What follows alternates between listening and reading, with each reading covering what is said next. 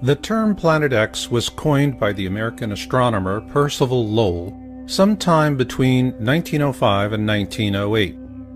It describes an unobserved planet that perturbs the orbit of a known planet. A perturbation is a deviation in a planet's orbit, and the Planet X we're searching for is Neptune's perturber, which, like Neptune, orbits our Sun. For this reason, Planet X is described in ancient wisdom texts and folklore from around the world as Marduk, Frightener, Destroyer, Hercules, Nibiru, and more. So is Planet X really nothing more than an internet hoax perpetrated by panic-for-profit fearmongers as debunkers claim? Or is there more to it than that? There is. And it begins in 18th century Europe.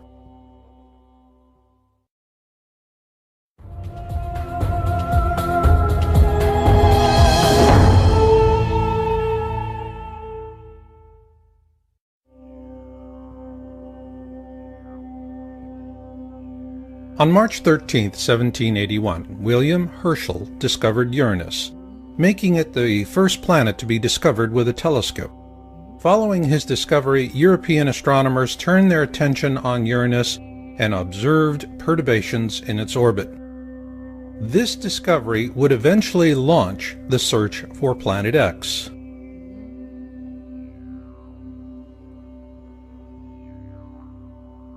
If one were to choose the father of Planet X research, it would have to be Alexis Bouvard, a French astronomer who observed the perturbations in the orbit of Uranus and attributed them to the existence of an unknown planet, the first Planet X.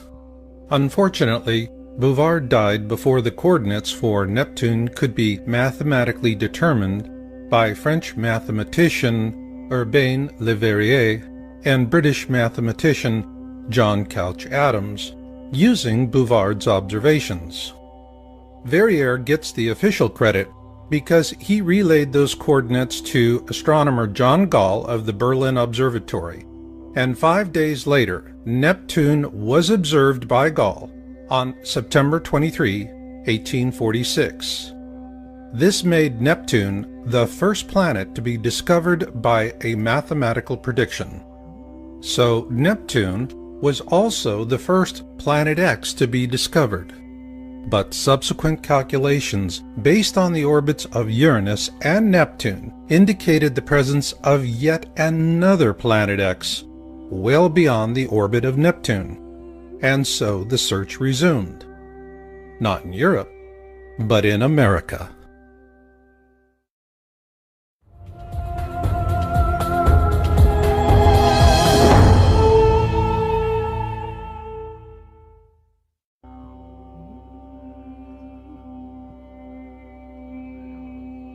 The Lowell Observatory was established in 1894 in Flagstaff, Arizona, by Percival Lawrence Lowell, an independent businessman, mathematician, and astronomer.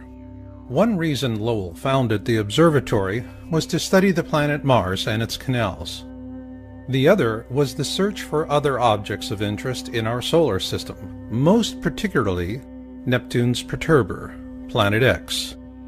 A fact that revisionist historians downplay or paint over. Yet it was Lowell's intention to find the mysterious Planet X that led to the discovery of Pluto.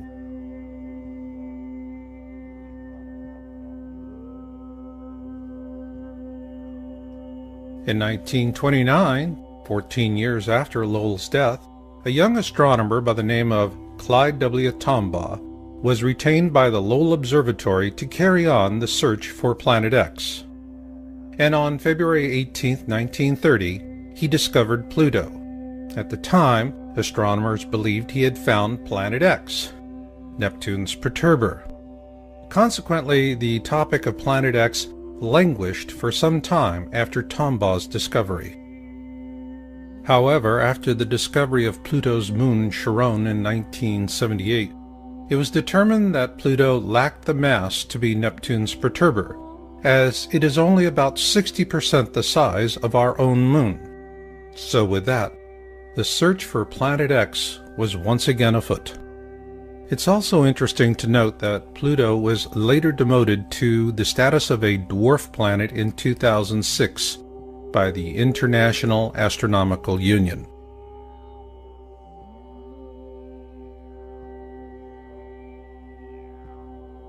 In 1950, Immanuel Velikovsky published Worlds in Collision, and he was viciously attacked by mainstream science, even though he corresponded frequently with Albert Einstein. What generated this medieval response from modern science is that Velikovsky used ancient accounts to question the Darwinian notion of evolution with evidence of periodic cataclysms caused by large objects flying through the core of our solar system.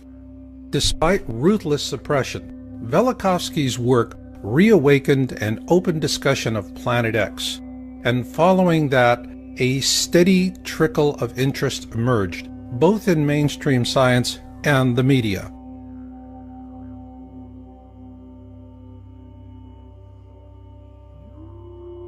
On March 3, 1972, NASA launched the Pioneer 10 spacecraft to explore the outer planets.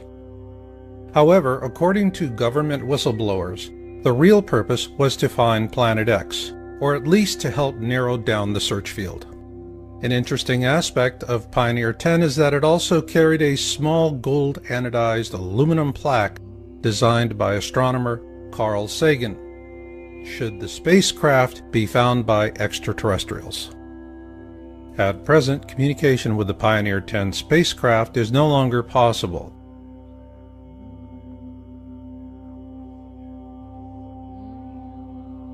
Following the launch of Pioneer 10, the topic of Planet X would have languished again had it not been for Zecharia Sitchin, the author of The 12th Planet, which was first published in 1976. According to his translations of ancient Sumerian texts, a race of beings living on a planet called Nibiru bioengineered early hominids on Earth to turn them into slaves for the purpose of mining gold. Called the Anunnaki, these beings lived on a planet the Sumerians called Nibiru, what we call Planet X today, and the Sumerian accounts tell us that it orbits our Sun every 3,600 years, and flies through the core of our system, often causing great cataclysms on Earth. Sitchin's translations and theories are corroborated by an ancient wisdom text called the Colburn Bible. And according to Planet X historian Greg Jenner in his book Planet X and the Colburn Bible Connection, previous flybys of this mysterious object caused the sinking of Atlantis, the deluge, and the 10 plagues of Exodus.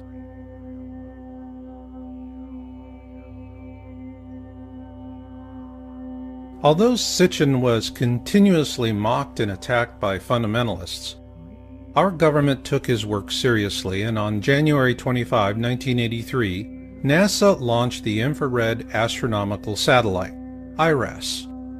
Its mission was to map the sky using infrared. According to NASA, IRAS was unable to complete its mission due to a failure in its supercooling system, and much of the data collected from the probe was classified and has never been disclosed. Several government whistleblowers say that this was a cover-up because NASA shut down IRAS after it imaged Planet X. Their accounts parallel an article published by the New York Times on January 30, 1983, shortly after the IRAS launch. Evidence assembled in recent years has led several groups of astronomers to renew the search for the 10th planet. Their accounts parallel an article published by the New York Times on January 30, 1983, shortly after the IRAS launch. Evidence assembled in recent years has led several groups of astronomers to renew the search for the 10th planet. They are devoting more time to visual observations with the 200-inch telescope at Mount Palomar in California. They are tracking 2 Pioneer spacecraft, now approaching the orbit of distant Pluto, to see if variations in their trajectories provide clues to the source of the mysterious force. And they are hoping that a satellite-borne telescope launched last week will detect heat signatures from the planet, or whatever it is out there. It is important to note that the term Planet X was also used to refer to a 10th planet. However, after Pluto was demoted to a dwarf planet in 2006, that definition became irrelevant. But what is relevant is what IRAS imaged and the consequences of those observations.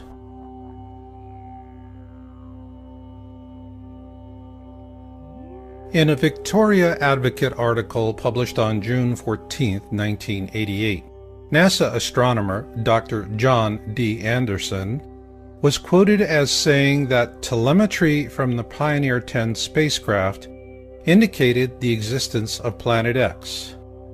Also note that this article was sourced from Google News and was featured in Yowza.com's March 2012 article titled "The Planet X Cover-Up in the Mainstream Media." Following publication of our article, the entire June 14, 1988 edition was deleted from the Google News site. However, a complete copy is available for Yowza.com subscribers. But what is relevant here is that Anderson is a NASA astronomer with one heck of a resume, and what he said in that 1988 news article was powerful. In that article, he said, "We have a 90 to 99% confidence that Uranus and Neptune are being disturbed, and by one candidate for that is a single Planet X." At that point, our government became more interested in keeping public attention focused much closer to home. After all, if you can't see it, it's not there, so go back to sleep, America. Nothing to see here. However, a few curious minds had other notions. On October 1988, Dr. Robert S. Harrington, the chief astronomer for the U.S. Naval Observatory, published his paper, "The Location of Planet X," in the Astronomical Journal. In an August 30, 1990 television interview with Zecharia Sitchin, Harrington also said that Pluto had been a satellite of Neptune, but it was dislodged by Planet X, which he believed could possibly sustain some form of life. He also showed Sitchin a diagram he had created approximating the location of Planet X. Following that interview, Harrington commissioned the construction of a special telescope for a Planet X photographic sky survey in 1991, which was completed at the Black Birch Observatory in New Zealand. The New Zealand observations were performed using Harrington's calculations, and the results were sent to NASA. However, those films vanished and have never been seen again, which leaves us with a big question. Did Harrington actually find Planet X, Neptune's perturber?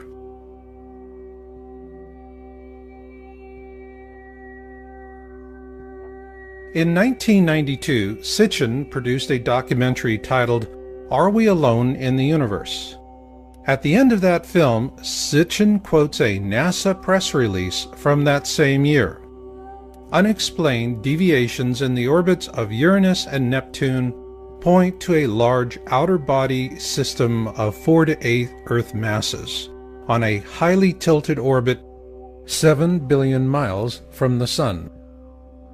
This NASA press release suggests that Harrington did find Planet X in 1991, but the truth will never be known, because before he could publish his findings, Harrington died from a rapid onset of esophageal cancer on January 23, 1993.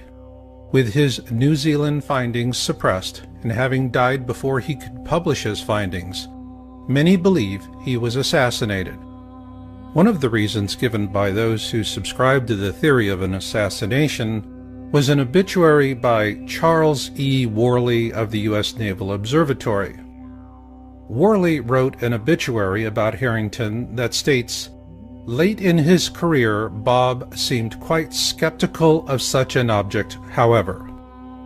It is important to note that no other sources have come forward to corroborate Worley's claim. Consequently, Harrington's mysterious death was a shot out of the dark that quickly silenced the Planet X topic, both with the mainstream media and science community alike. In a very real sense, it was a veiled threat. Tamper with this at the risk of your own career, or perhaps even your life. In this regard, Worley's obituary was highly effective. This is for sure. Nonetheless, there is a curious question.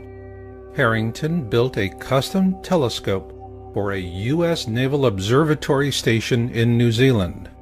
The mission was simple: to find Planet X. So then, did they? Who knows?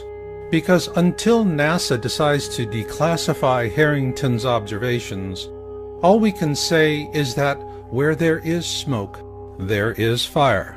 Meanwhile, we're not helpless either, and you'll see why later on in this program. But for now, if you are beginning to feel that the time has come to begin your own planning and preparation for whatever may come, then know this: when the worst of it hits, it will not be brief.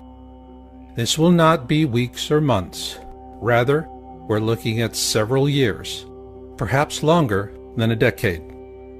What this means is that your supplies, no matter how much you have on hand, is nothing more than a buffer. It buys you some time to work something else out. To optimize that opportunity of time, gather knowledge now, because after things run out, knowledge will help you to endure. And now, I'd like to share some of this very knowledge with you.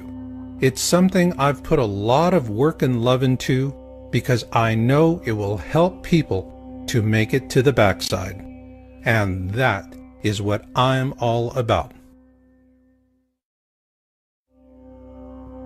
For those in preparation and planning, healthcare is always a problematic area because it is focused on the pills, potions, and supplements preppers set aside to help get themselves through a cataclysm. And it is problematic because all things physical play out, so a practical solution is what we call transition planning. So is this a December 21, 2012 solution? No.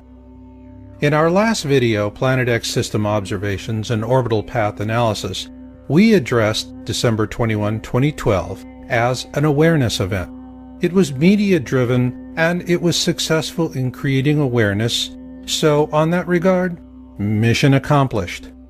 Now, transition is the mission. Simply put, surviving the worst of times begins with surviving the best of times. So in this program, we want to introduce the core concept of transition planning. It is a 4-stage survival resource rating system. Stage 1 is cataclysm awareness. This is when the mainstream media begins to seriously report the news to the public at large, and panic buying ensues. If you're not prepared by this time, be ready for long lines and short supplies at the store. Stage 2 is cataclysm events. Simply put, the first to fall will most likely be the last to know. Planning and luck will also play equal roles. While planning and preparation is not a guarantee that you and your loved ones will survive these events, it will, however, dramatically increase your odds of survival. And with repeated events, expect all or part of your survival stores or caches to be exhausted, lost, or stolen. Stage 3 is post-event. Those who survive the cataclysm event will search for survivors and pull together into small, self-organized groups. While most preppers set aside enough for themselves and their loved ones, as a member of a larger survival group, you'll also share with them as well. This is when the bulk of your physical supplies will be used up. Stage 4 is the backside. This will be the time years into the future when those who survive all the worst that man and nature can throw at them live to see blue skies once again. By this time, all medical supplies will have long been exhausted, and what you'll have is knowledge. Of paramount importance will be the kind of knowledge that helps you with survival wellness and developing sustainable ways of growing food and medicinal herbs. This brings us to the simple metric of our transition planning system. It's a rating system. You rate your resources, physical and knowledge, in terms of how far they'll get you through the process. Here are a few examples. The internet is a fabulous Stage 1 resource, but it likely will not go much further than that. A fire extinguisher is a handy Stage 2 resource. Have one on hand. And off-road bicycles will be an ideal Stage 3 resource for getting around when there's not much left in the way of roads. And long after the internet, fire extinguishers and off-road bicycles have rusted away, knowledge will continue to endure, especially survival knowledge like Danjon breathing. Danjon breathing was created by Korean ruling elites back in the early days of acupuncture. These people were not worried about dying from hunger or thirst. Rather, they lived in fear of catching a cold, hence the old expression, "Don't catch your death of cold." And to explain how it works is Danjon Breathing for Wellness co-developer, Master Roar Shepherd. You want to have a tool that's been used for thousands of years to deal with these kind of situations. Danjon breathing is easy to learn, quickly oxidizes the body, lets go of carbon dioxide waste, and lowers the calorie demand of the body. More oxidation in the body, less influence on communicable diseases. Now that's important. The complete Danjon Breathing for Wellness system from feelbetteronyourown.com includes a full-color symptoms handbook and 6 exercise and reference DVDs. This course was developed by preppers, for preppers, and the symptoms handbook is the core of the system. It offers quick access to poses for a wide range of symptoms and complaints, and it's designed to help volunteer trainers pass along these simple techniques to others. Each pose is cross-referenced by skill level, symptom, and personal goals. Organized into 3 levels, low impact, universal, and high impact, the 57 core poses offered in the Feel Better on Your Own system represent those used by Korean elites for centuries. They are simple, practical, and highly effective. To learn more, visit feelbetteronyourown.com today and view our free instruction videos.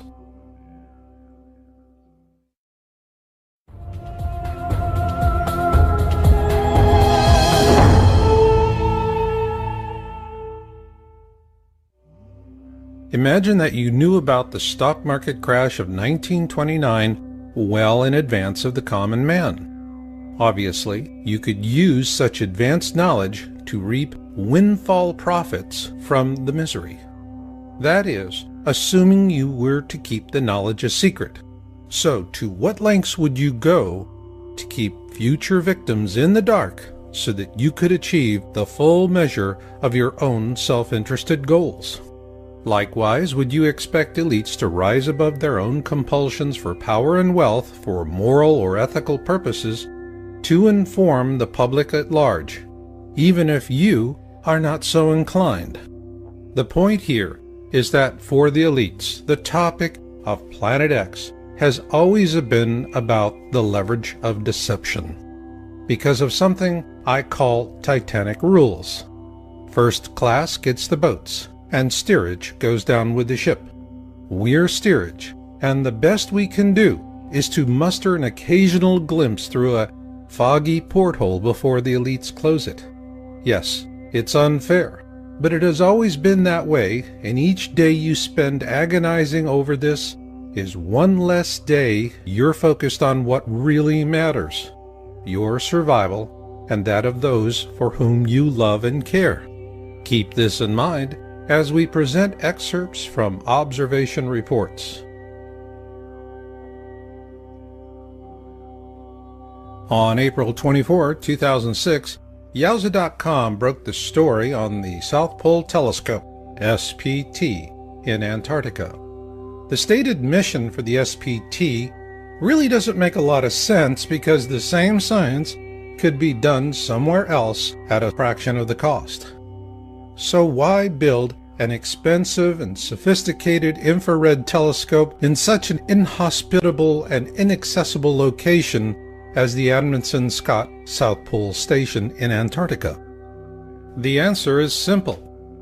This infrared 10-meter dish is the perfect instrument for observing an object rising up through the southern skies in infrared. And once they turned it on in January 2007, that's exactly what happened. A year after the SPT went online, the first of 3 highly credible disclosure videos were published on YouTube. The first, posted by Nibiru Shock 2012, was titled Nibiru Planet X Photos Taken January 2008. It was the first time the public had an opportunity to see an image of Planet X in deep space. And here you see a capture from the video, and the same capture again, but enhanced. In it, we see not just one object, but several. This is when we first learned that Planet X is actually a mini constellation of planets and moons, orbiting a small brown dwarf star, that is the binary twin to our own Sun. Those of you who were in high school and college during the 1970s may remember this second sun as Nemesis, the designation used by professional astronomers of the day to discuss the possibility that we live in a binary star system. Also, just as Sitchin and Harrington predicted, it would be rising up from the southern skies. But we wondered, could lightning strike twice with another disclosure video?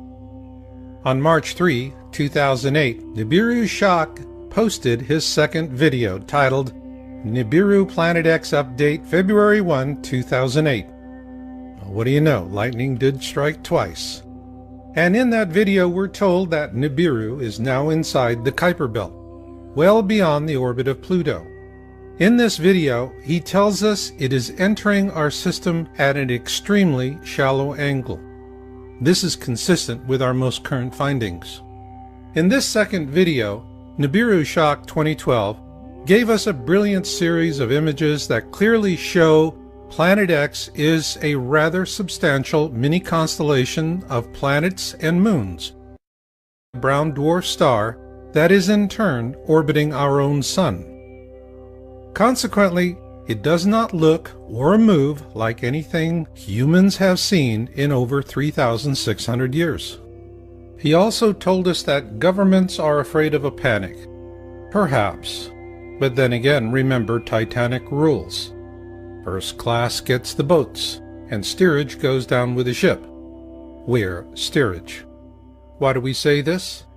Because after these 2 videos were posted, the Nibiru Shock 2012 channel was hijacked by disinformationalists, and the first 2 videos were labeled a hoax, and the channel was also corrupted. Having investigated the first 2 Nibiru Shock 2012 videos at length, we published our findings on April 6, 2008 in an article titled First 2 Planet X SPT Leaked Image Videos by Nibiru Shock 2012, now seen as highly credible. The reason we drew this conclusion was that these were very impressive disclosures, but the manner in which the channel was attacked showed clear evidence of a well-organized and well-funded use of disinformation tradecraft. Following publication of our report, Yowza.com came under heavy attack. Our site was hacked, and a slander campaign was leveled against us with brutal vitriol. In the process of defending ourselves, we filed DMCA complaints with YouTube, and to their credit, Google removed over 13 different attack videos and terminated 4 disinformation channel accounts. Then on May 29, 2008, we published an update article titled Planet X Nibiru SPT Disclosures May 2008 Report. In it, we presented our analysis of a third SPT disclosure video by a different YouTuber going by the name of DNIR4808N. This YouTuber described how a personal friend working at the SPT had sent him an image of the Planet X system captured by the SPT on May 14, 2008.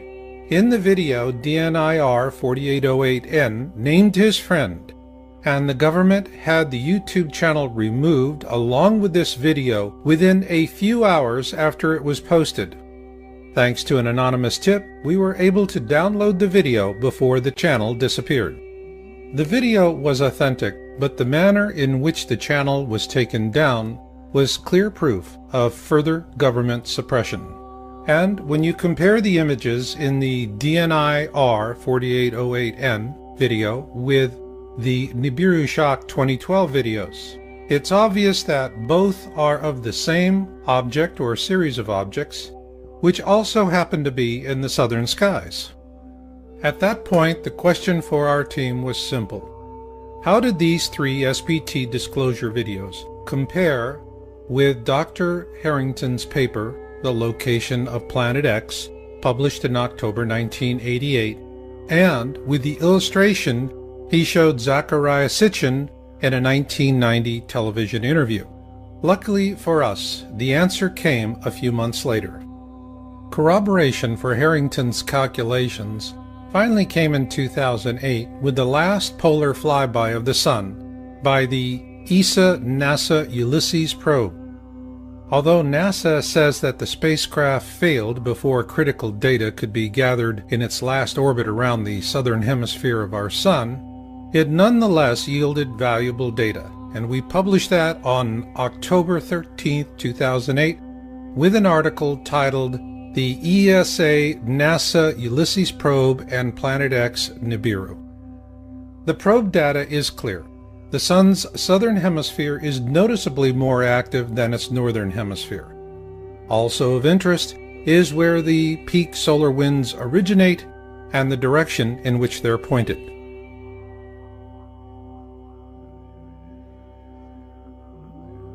Our team continued researching Harrington's paper and the many disclosure videos we'd seen.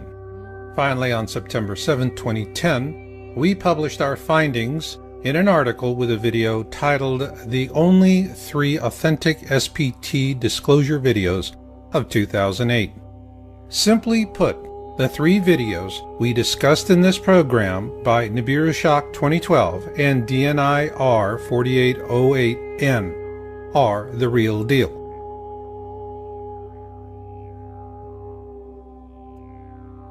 What wasn't a real deal as predictions go was Comet Elenin, and we first raised that question in an article we published on May 15, 2011, titled, Is Comet Elenin a Decoy? After a lot of speculation, the result here is that sometimes a comet is just a comet. However, Comet Elenin was a ripe opportunity for organized distraction. Consequently, it was portrayed as Planet X, the nemesis dark star astronomers debated in the 70s, the Star of Bethlehem to herald the Second Coming, and an alien mothership under intelligent control. As it turns out, the only thing under intelligent control was the disinformation. So the next time you see a stampede in progress, You might want to keep this in mind. On July 30, 2012, a YouTube channel of anonymous amateur astronomers, the 00 Skyview, posted a video titled, "What Begins in Aquarius Ends in Aquarius." One of the first things we noticed was that this group of folks were showing us their instrumentation. Now that was something new. Then they showed us where they found their object of interest, 4 degrees below the ecliptic. Plus, like the SPT disclosure videos, this group is showing us images of a mini constellation with a large object in the center and a cluster of satellites in orbit around it. But what really got our attention was that they were observing a red iron dust cloud, the hallmark signature of a brown dwarf star. Then on November 1, 2012, the 00 Skyview team upped the ante with a video titled "Lifting the Veil." Right out the gate, they predicted a greatest eastern elongation flyby approaching from the southern skies. Not a good thing. In astronomy, a greatest eastern elongation describes an object that passes us on our side of the sun to the left of us and inside our own orbit. In this case, this object is also rising up from our southern skies. And it's interesting to compare the ESA-NASA Ulysses probe data with the 00 Skyview flyby prediction. They then presented an orbit for their object of interest, which also happens to resemble the orbit Dr. Robert S. Harrington showed in August 30th, 1990, during a television interview with Zachariah Sitchin. Next, the 00 Skyview team presented a series of color-shifted variations and a wide-field view. However, their last image is of a mini constellation in Aquarius, and it is similar to the mini constellation in the January 2008 disclosure video by Nibiru Shock 2012 titled Nibiru Planet X Photos taken January 2008. So were they seeing the same thing? Well, we must wait and watch, because this mini constellation moves through the sky like nothing we've ever seen before. However, what we can say is that when it does appear for all to see, it will appear suddenly. And given the observations for 2013 you're about to see, the need to plan and prepare for whatever may come is more important than ever before. But first, we want to acknowledge you ladies out there who've taken an interest in Planet X. When we published our first article in January 2002 on Planet X, women represented a 12% audience share. But in 2013, your ranks have grown to nearly 3 times that. Thank you, intrepid ladies out there, because, well, the topic of Planet X is no longer a boys' club. With this in mind, I want to share helpful survival knowledge about dealing with a very ancient curse, both today and long after your medical kit is empty. Every self-healing energy art is about drawing energy and oxygen into the body. But only Danjun breathing focuses on an area of the body women know as the womb, below the belly button and above the pelvis. It is why Danjun breathing is so effective in helping to relieve the symptoms of menopause and PMS, as Master Roar Shepherd explains.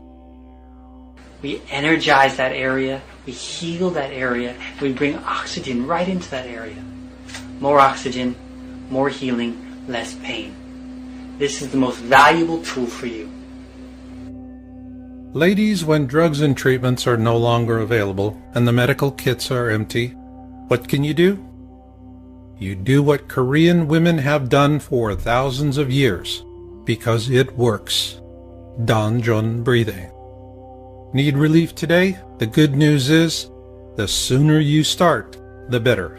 To learn more, visit feelbetteronyourown.com today and view our free instruction videos.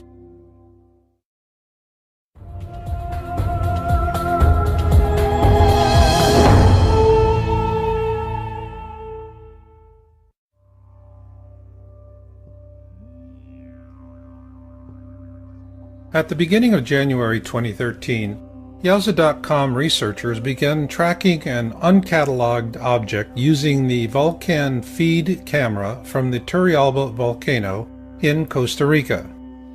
I dubbed the object Bluebonnet. With these observations, we began to see a pattern forming in terms of Planet X being a mini-constellation instead of a single object. Though Bluebonnet is clearly not a brown dwarf companion to our own Sun, its movement through the sky does raise the possibility that it could be a far-flung orbital of a second sun.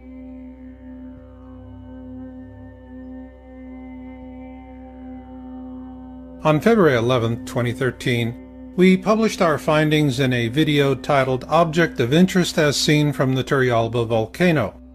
In this frame, you see Bluebonnet above the Turrialba volcano and specification data for the Vulcan feed.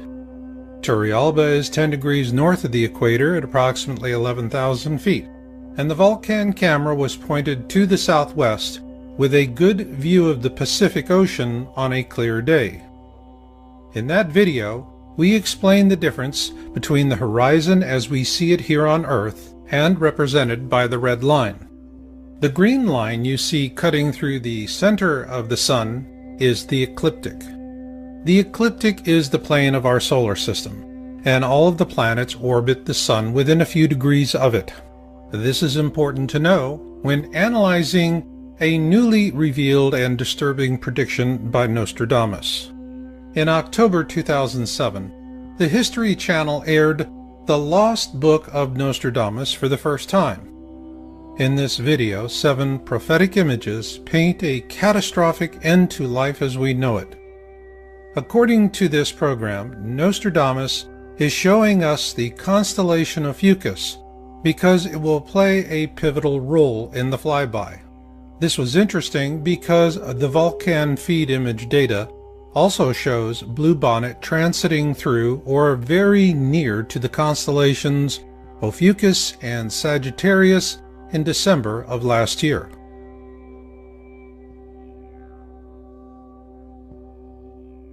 Then on April 20th, 2013, we released an update video titled Blue Kachina and its Moon for our Turrialba object of interest. In doing our research, we began developing a new technique to analyze the imaging capabilities of the Vulcan feed camera at Turrialba.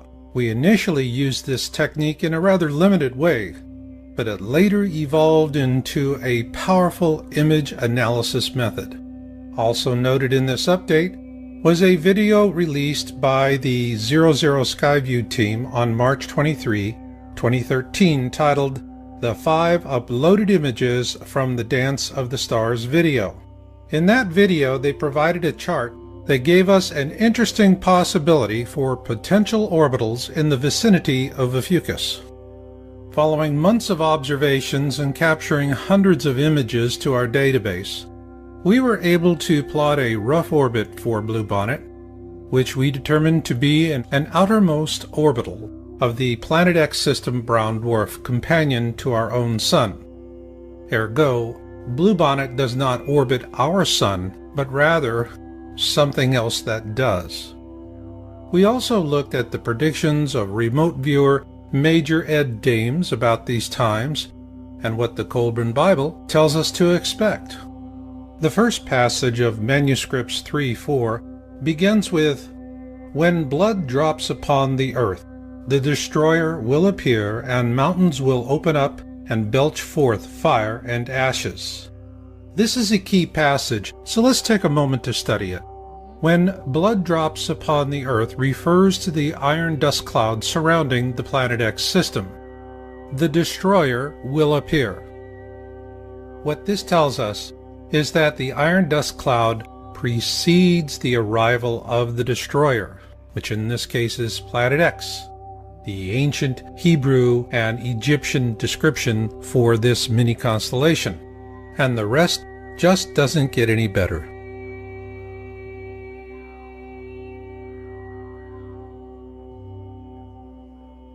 On July 8, 2013, The 00 Skyview team posted a new video titled Fire in the Sky Part 3. The term KBO stands for Kuiper Belt Object, which is a classification for Planet X. Potential orbitals refers to the planets and moons in orbit around the KBO. And here they finally ask the question, is this our binary star? The reason they posted that question to the viewer is because they've observed a large nucleus for the KBO. But it was their second video on the 12th of that month titled A Cyclical Storm Brews that really got our attention.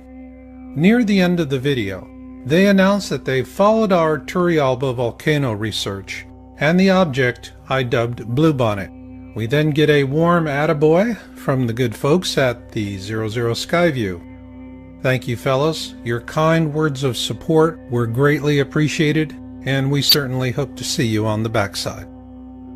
Because you corroborated our observations of Bluebonnet, we were able to take a big step forward. On July 28, 2013, we posted our video, Planet X System Observations and Orbital Analysis, with featured observer Jorge Arena. Early on, an old debunking attack that Bluebonnet is a reflection because it appears in front of the sun was disproved with a series of Vulcan feed captures. The series clearly shows Bluebonnet slipping behind the clouds.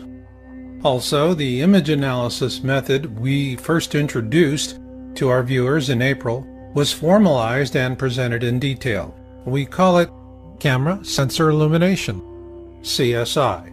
And we used it to compare two Bluebonnet captures from this year, one from January and the other from May. Our CSI analysis shows that Bluebonnet has been growing larger and brighter. Likewise, CSI was used to evaluate the observation images of Jorge Arena. He is an importer of Peruvian foods and herbals, and he's based in Ontario, Canada. On May 27, 2013, while flying over the eastern Pacific, he imaged the brown dwarf at the core of the Planet X system. While it appears at the Sun's 11 o'clock position relative to Earth's horizon, the actual placement relative to the ecliptic is below the ecliptic and near the Sun's 8 o'clock position. Also note that the Vulcan feed in Costa Rica is pointed towards the southwest at an elevation of approximately 11,000 feet, and that when Jorge took his picture, he was at 37,000 feet, and his camera was also pointed towards the southwest. And once again, we find an interesting connection between Jorge's observation and the 2008 ESA-NASA Ulysses probe data presented earlier. Using the data available on Bluebonnet plus Jorge's images, we were able to approximate the orbit of the Planet X mini-constellation through the core of our solar system. What this corroborates is the prediction of the 00 Skyview team that the Planet X flyby would happen on our side of the Sun in their November 1st, 2012 video titled Lifting the Veil. Further to that, in a September 2008 interview with Carrie Cassidy of Project Camelot, government whistleblower Bob Dean predicted the very same thing, that the Planet X flyby will occur when it is on our side of the Sun. And now, a moment of truth. Everything you've seen up to this point is intelligence. That is, a connected collection of fragments and shards of truth that happen to slip past years of suppression. But for those of you who insist on smoking gun proof, you're not going to believe anything until you've seen it yourself. That begs the question, what can you see today? What you can see are a lot of rocks coming our way.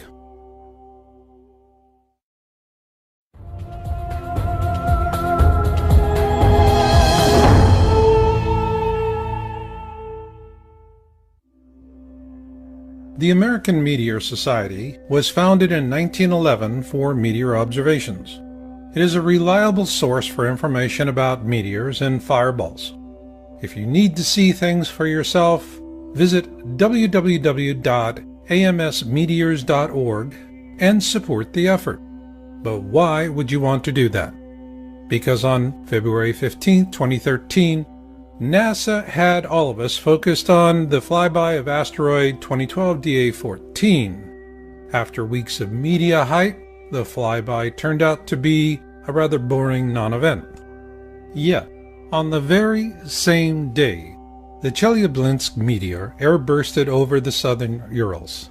It was the largest rock to hit our planet in over a century, and its detonation released the equivalent energy of over 20 Hiroshima bombs. It damaged over 7,000 buildings, and 500 people had to seek medical treatment for wounds. When pressed by the media for an explanation as to why NASA never saw it coming, they finally had to admit that they were blindsided by this meteor because it came out of the sun and that they do not have any telescopes pointed in that direction. Still the same, can you imagine the carnage that would have occurred had this meteor airbursted over a major American city with the equivalent energy of over 20 Hiroshima atomic bombs? The point here is that we can continue to argue about what is happening here on Earth in a way that keeps the consensus out of reach. But when it comes to meteors, there are no more frivolous debunker theories about natural variation, increased reporting, and, well, swamp gas. Just consequences. That is why visiting the American Meteor Society, the AMS, is something you can do today to see what's coming at us. To show you why, we're going to show what people are seeing and reporting from 2010 through October 2013 based on AMS observation reporting data. Next, you will see our statistical analysis for the following fireball observation trends: the average number of reports per event, number of reports by classification, multi-state event observations, fragmentation observations, events with sound reports, and finally a comparative trend summary that ties it all together. So let's begin.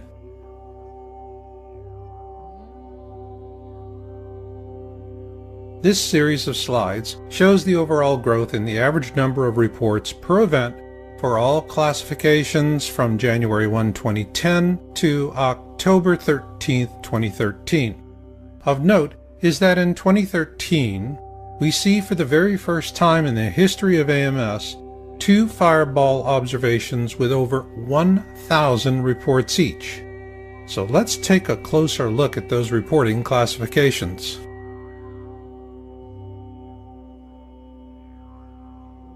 The AMS classifies meteor observations based on the number of reports per incident, where a mid-sized class event has 6 to 20 reports, a significant event has 21 to 50 reports, a large event has 51 to 100 reports, and a huge event has over 100 reports.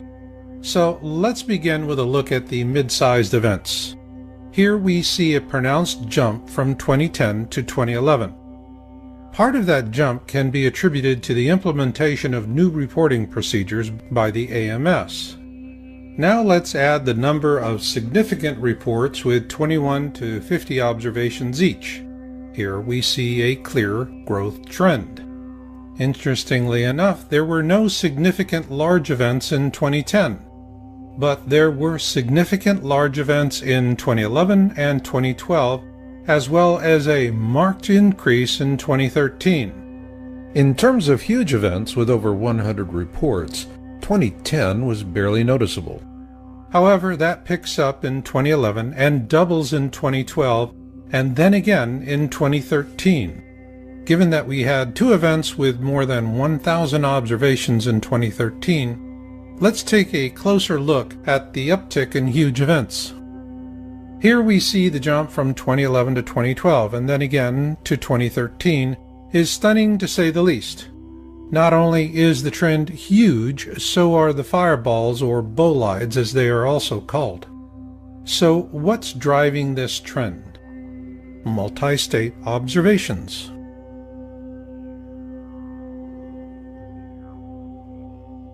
A multi-state event is where observations of the same fireball are reported in 2 or more states. And here we see a steady growth trend from 2010 to 2013. However, this underplays an even more profound change. Here we see a 15% increase from 2010 to 2013 in the number of reporting states by event. This clearly shows that these fireballs, or bolides if you will, are getting bigger. And another measure of this is fragmentation.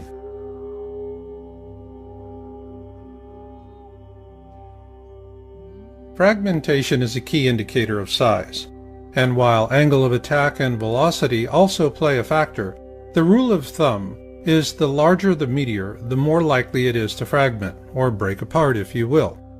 From 2011 through 2013, the number of meteors large enough to fragment skyrocketed according to AMS reporting data. This should be of real concern to all of us because this represents a 400% increase in just 3 years, and because there is a corresponding increase in sound as well.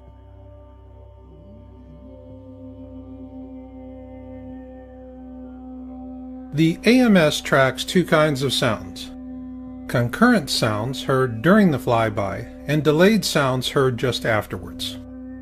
These charts are a combination of both, and the trend is clear.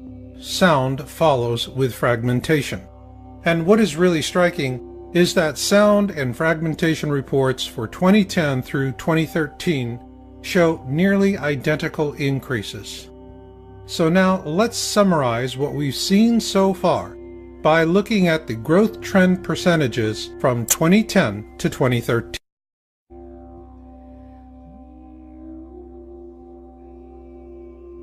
Now let's look at a big picture view of the AMS data based on the average number of observation reports per event, events with sound reports, fragmentation observations, and multi-state event observations. And what we see here, beginning with 2010, is a consistent growth trend by percentage from 2010 through to 2013. It is important to note that all of the data presented in this video is for the 2013 reporting period of January 1, 2013 to October 13, 2013, with 2.5 months yet to be reported. And for those of you who are still laboring with doubts about all of this, there is only one question you need to answer. What's throwing all these rocks at us? And what about those of you who no longer have any doubts about the need to plan and prepare for whatever may come? Do not plan against what you fear, but for what you love, because survival is not about holding on to things. It's about holding on to each other. For the Yowza.com and PlanetXTownHall.com research team, this is Marshall, and we'll catch you on the backside.